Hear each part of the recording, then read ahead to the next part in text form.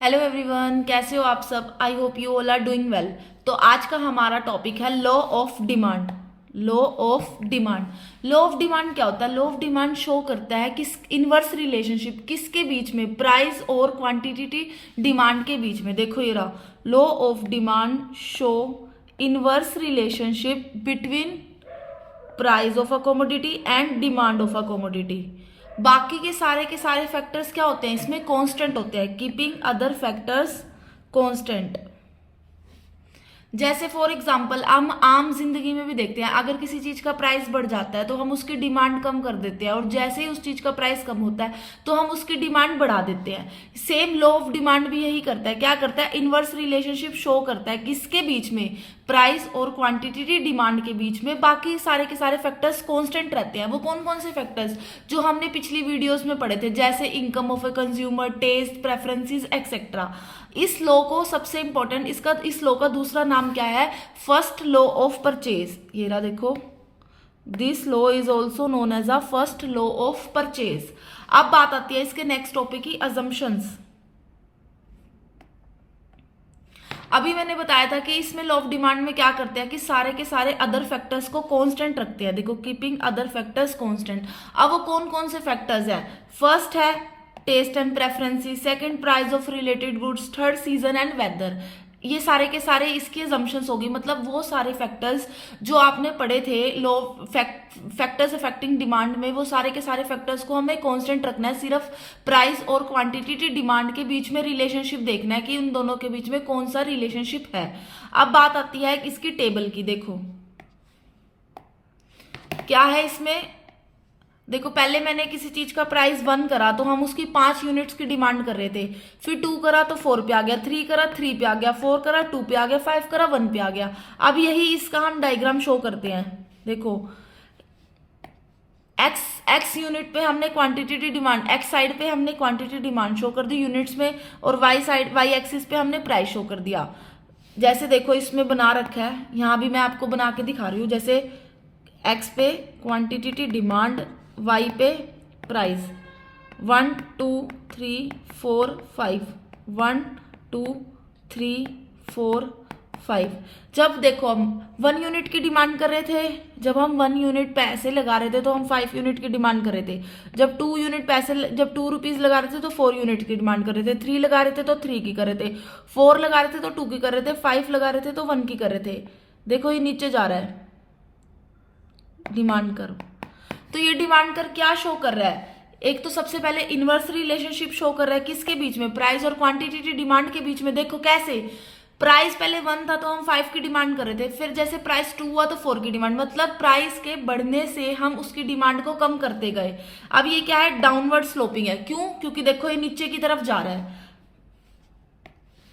Third point है इसका negative slope है। नेगेटिव क्यों है? क्योंकि इनवर्स रिलेशनशिप शो कर रहा है। अब बात आती है इसकी, नेक्स्ट पॉइंट है, नेक्स्ट टॉपिक है हमारा कि रीजंस क्या है कि जो हमारा लॉ ऑफ डिमांड या डाउनवर्ड क्यों जा रहा है। सबसे पहले क्या मतलब पॉइंट क्या है हमारा कि रीजंस क्या है लॉ ऑफ डिमांड के, या हमारा जो डिमांड कर्व है वो डाउनवर्ड स्लोपिंग की तरफ क्यों जा रहा है, या प्राइस और क्वांटिटी डिमांड के बीच में इनवर्स रिलेशनशिप क्यों है। इतने पॉइंट से हमसे ये क्वेश्चन पूछा जा सकता है एग्जाम में। फर्स्ट पॉइंट है हमारा law of diminishing marginal utility. Law of diminishing marginal utility क्या कहती है कि किसी चीज का, मतलब किसी चीज का जितना ज्यादा कंजम्पशन करेंगे उससे मिलने वाला सेटिस्फेक्शन डे बाय डे कम होता जाएगा।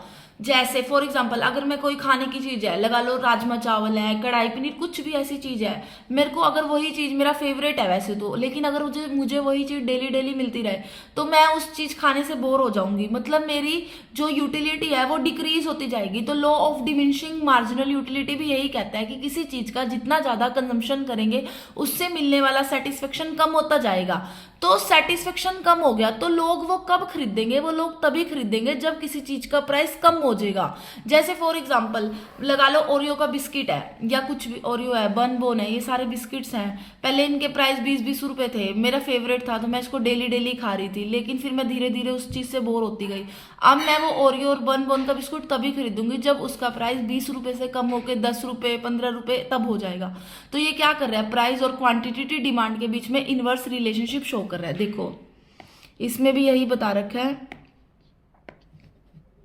कि अगर मैं किसी चीज का जितना ज्यादा कंजम्पशन करूंगी तो उससे मिलने वाले एडिशनल यूनिट से जो मिलने वाला सेटिस्फेक्शन होगा वो कम होता जाएगा। मत तो कंज्यूमर कब खरीदेगा? तभी खरीदेगा जब उसका प्राइस लो होगा। ठीक है, जैसे प्राइस ज्यादा तो डिमांड कम, प्राइस कम तो डिमांड ज्यादा।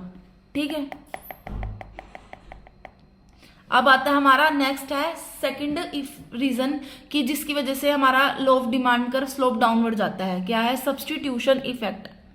मैंने पिछली वीडियो में आपको बताया था कि सब्स्टिट्यूट गुड्स क्या होती हैं, कि अगर किसी चीज का प्राइस महंगा हो रहा है या कोई चीज नहीं मिल पा रही उस टाइम पे मार्केट पे, तो हम उसका सब्स्टिट्यूट ढूंढ लेते हैं। जैसे फॉर एग्जांपल टी, कॉफी, ठीक है, ये सारे एग्जांपल मैंने आपको दिए थे, कोक, पेप्सी। अगर देखो अगर कोक के प्राइस बढ़ गए तो अब ऑब्वियस सी बात है मैं पेप्सी की डिमांड बढ़ा दूंगी। क्यों?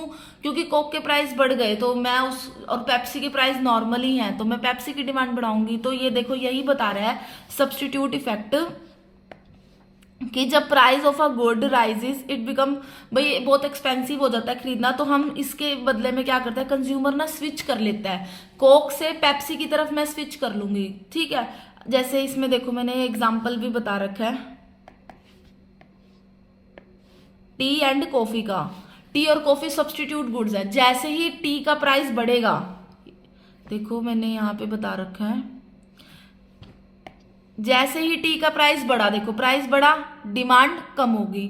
लेकिन हमने कॉफी की डिमांड बढ़ा दी, टी के प्राइस बढ़ने से कॉफी की डिमांड बढ़ा दिया है, टी के प्राइस कम होने से कॉफी की डिमांड कम कर दिया। ये क्या शो कर रहा है? देखो इनवर्स रिलेशनशिप। ठीक है, नेक्स्ट पॉइंट है अब हमारा income effect.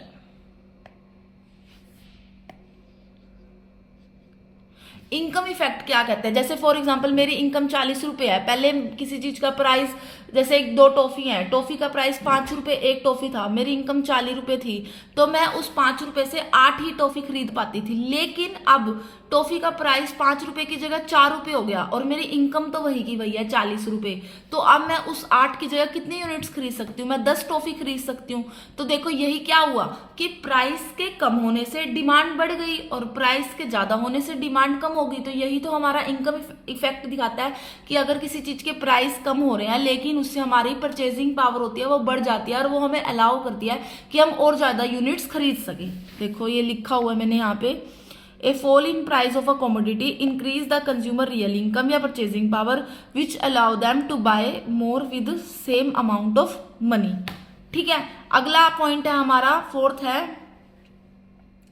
Arrival of a new consumer. Arrival of a new consumer क्या कहते हैं कि जैसे लगा लो पहले किसी चीज का प्राइस ज्यादा होता है तो मतलब हम कई कस्टमर्स ऐसे होते हैं जो उसको अफोर्ड नहीं कर पाते और खरीद ही नहीं पाते। जब खरीद नहीं पाएंगे तो ऑब्वियसली बात है डिमांड ही नहीं करेंगे। तो लेकिन अगर सपोज करो किसी चीज का प्राइस कम हो गया तो जो कस्टमर पहले खरीद नहीं पाते थे वो अब खरीदना स्टार्ट कर देंगे, तो नए कस्टमर ऐड हो जाएंगे। तो ये इसमें इस पॉइंट में यही तो बता रखा है देखो कि प्राइस के जैसे ही कमोडिटी का प्राइस गिरेगा वैसे ही कस्टमर स्टार्ट कर देंगे बाइंग, खरीदना इसको। देखो प्राइस ज्यादा था तो मैंने डिमांड कम कर दी, प्राइस कम हुआ तो डिमांड ज्यादा कर दी। कौन सा रिलेशनशिप शो कर रहा है? Inverse relationship.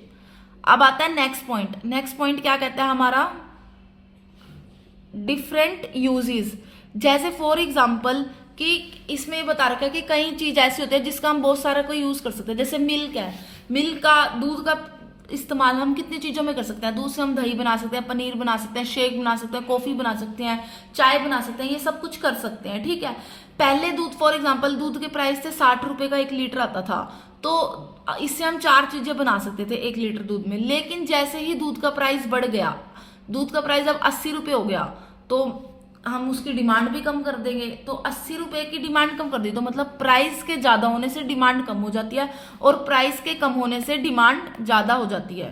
क्या शो करता है? Inverse relationship. देखो इनवर्स रिलेशन शो करता है। यहां पे देखो मैंने एग्जांपल दे रखे आपको, मिल्क से क्या क्या बनता है, tea, coffee, curd, shake etcetera. अब अगला पॉइंट आता है हमारा, नेक्स्ट टॉपिक है कि जैसे जो लॉ ऑफ डिमांड होता है कि हमने कहा है कि law of demand downward slope में होता है, लेकिन इसकी कुछ एक्सेप्शंस भी हैं कि लॉ ऑफ का जो डिमांड कर्व है डाउनवर्ड की तरफ नहीं अपवर्ड की तरफ है, मतलब डायरेक्ट रिलेशनशिप है, इनवर्स रिलेशनशिप नहीं है, इसकी कुछ एक्सेप्शंस है। अब वो कौन कौन सी एक्सेप्शंस है? सबसे पहला पॉइंट आता है Veblen goods. Veblen goods, Veblen goods क्या, जैसे कि इसको हम आर्टिकल ऑफ डिस्टिंक्शन भी बोलते हैं। जैसे कुछ लग्जरी आइटम्स होती हैं, जैसे Rolex watch, high ended cars जैसे लैम्बोर्गिनी, ये जो भी मतलब ब्रांडेड स्टेटस सिंबल गुड्स होती हैं, इसमें क्या होता है कि जितना ज्यादा प्राइस होगा लोग तभी उसको खरीदेंगे। मतलब ऐसे सोचते हैं लोग कि अगर इसके प्राइस ज्यादा होंगे वो हमारे स्टेटस को शो करेंगे तो तभी हम खरीदेंगे। देखो यहाँ मैंने एग्जाम्पल में भी लिख रखा है कि luxury items like diamonds, high ended cars, देखो diamonds, high ended cars people कब बाय करेंगे? जब उसका प्राइस ज्यादा होगा। किस लिए? देखो people buy more at high prices show status, status को दिखाने के लिए ही ये हम खरीदते हैं कि जितना ज्यादा हाई प्राइस होगा उतनी ज्यादा हम डिमांड करेंगे। इसे हम स्टेटस सिंबल गुड्स भी बोल सकते हैं। नेक्स्ट पॉइंट आता है अब हमारा गिफन गुड्स। ये किसने दिया था? रॉबर्ट गिफन ने दिया था। गिफन गुड्स में एक ऐसे बता रखा है कि जो ये गुड्स होते हैं ना बहुत ज्यादा इंफीरियर क्वालिटी की होती है, मतलब बहुत ज्यादा बेकार। तो इसका क्या होता है कि जितना प्राइस कम होगा ना उसकी डिमांड भी कम हो जाएगी। हम सोचेंगे कि प्राइस कम होता जा रहा है मतलब और घटिया क्वालिटी होती जा रही है, लेकिन इसका प्राइस बढ़ेगा तो हम इसकी डिमांड शो कर देंगे। देखो यहाँ पे दे रखा है प्राइस कम डिमांड कम, प्राइस ज्यादा डिमांड ज्यादा, इन दोनों के बीच में कौन सा रिलेशनशिप हो रहा है? देखो शो डायरेक्ट रिलेशनशिप। अब आता है नेक्स्ट पॉइंट हमारा high essential goods. High essential goods, high essential goods मतलब जो बहुत बेसिक चीजें होती हैं, बेसिक गुड्स।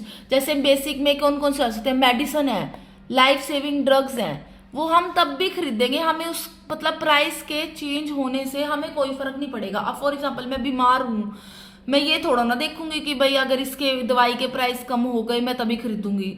मेरे लिए बेसिक चीज है, चाहे इसके प्राइस बढ़े चाहे इसके प्राइस घटे, अगर मुझे वो खरीदनी है तो मैं तो खरीदूंगी क्योंकि वो मेरी नेसेसिटी गुड्स है। तो इन दोनों के बीच में कौन सा रिलेशनशिप शो हो रहा है? डायरेक्ट रिलेशनशिप शो हो रहा है। अब नेक्स्ट पॉइंट आता है emergency.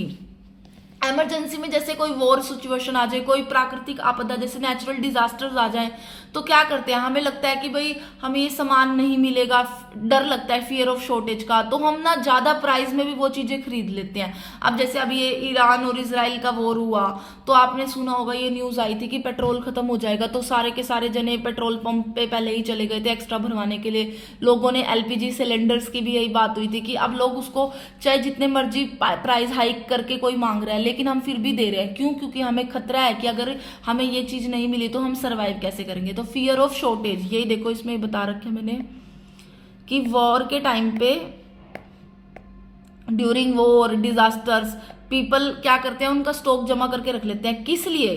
Due to fear of shortage, कि मुझे शॉर्टेज है, डर है कि भाई इस चीज की कमी ना हो जाए। नेक्स्ट इफेक्ट सबसे इंपॉर्टेंट क्या है? डेमोन्स्ट्रेशन या band wagon effect. Band wagon effect क्या कहता है? भेड़ चाल को बोलते हैं हम बैंड वैगन। मतलब इसमें ये होता है कि जितने ज्यादा लोग इस चीज को खरीदेंगे तभी मैं खरीदूंगा।